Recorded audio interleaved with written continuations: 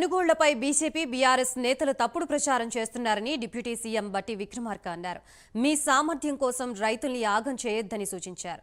చివరి గింజ వరకు కొంటామని, వడ్ల కొనుగోళ్లలో జాప్యం లేకుండా చూస్తామని బట్టి విక్రమార్క తెలిపారు. కొనుగోలు కేంద్రాలు ప్రారంభించి రైతులకు ఇబ్బంది లేకుండా కేవలం 3 రోజుల్లోనే వాళ్ళ అకౌంట్స్లో డబ్బులు వేసే విధంగా చేస్తున్న కార్యకలాపాలని ఈ రాష్ట్రంలో ఉన్నటువంటి ప్రతిపక్ష పార్టీలకు సంబంధించిన కొద్దిమంది పెద్దలకి రుచించట్లేదు. వాళ్ళలాగా నెలల తరబడి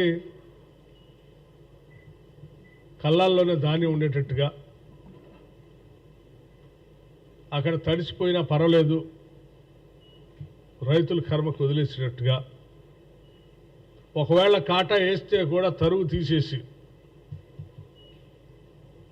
5 నుంచి 10 కేజీల దాకా తీసి వాళ్ళకి ఇవ్వాల్సిన డబ్బులు నెలల తరబడిలాగా ఇచ్చుంటే బాగుండే. ఈ ప్రభుత్వం ఏంటి త్వరితగతిన 3 రోజుల్లోనే డబ్బులు ఇస్తూ ఉంది, తడిసిన ధాన్యాన్ని కూడా కొంటా ఉంది. మాకంటే ముందుగానే సెంటర్లు స్టార్ట్ చేసి రైతులు ఆదుకుంటుంది అనేటువంటి అక్కస్తో ఈరోజు రాష్ట్ర ప్రభుత్వం పైన తప్పుడు అవాకులు చవాకులు మాట్లాడుతూ ఉన్నారు.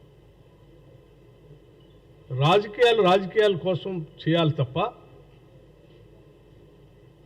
రైతాంగ సోదరుల జీవితాలతో వాళ్ళు ఇబ్బంది పెట్టడం కోసం ఈ రాజకీయాన్ని వాడుకోవటం అనేది మంచిది కాదని నేను చాలా స్పష్టంగా